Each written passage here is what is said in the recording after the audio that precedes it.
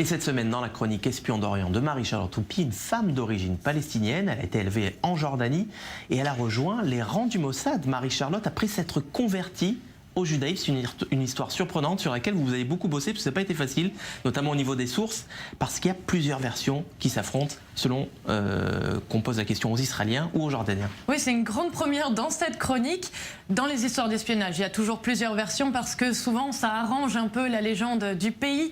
Mais avec cette femme, on parle de deux vies bien différentes. Vous le disiez, si on regarde les sources arabes ou israéliennes, est impossible de trouver une photo où on est sûr que c'est elle.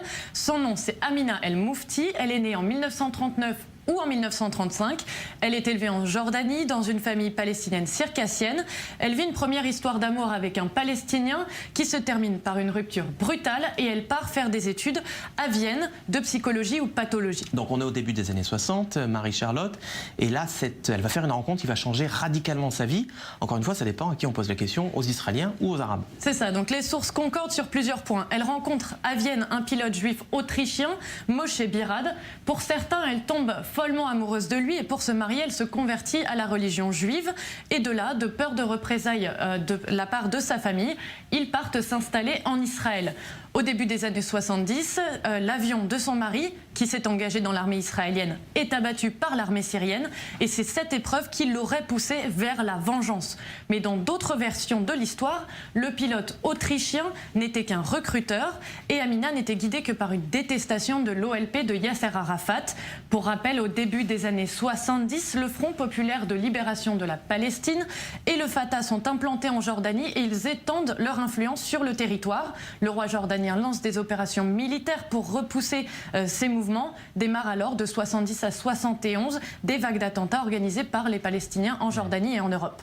Et c'est ce traumatisme qui aurait donc pu aussi motiver Amina.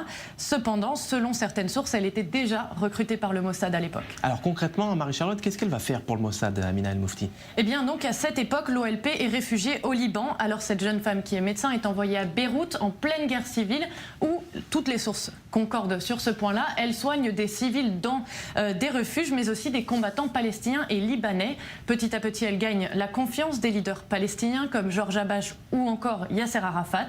Le degré de proximité avec eux diverge en fonction des sources, mais pour le Mossad, c'est parfait. Elle transmet des informations très précises, des informations géographiques sur les lieux où des Palestiniens recherchés se cachent.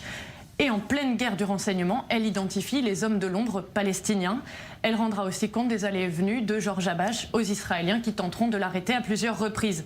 Elle est finalement elle-même arrêtée par le contre-espionnage palestinien. Elle restera 5 ans en prison avant d'être échangée contre 2 Palestiniens emprisonnés en Israël. Et le reste de sa vie reste un mystère.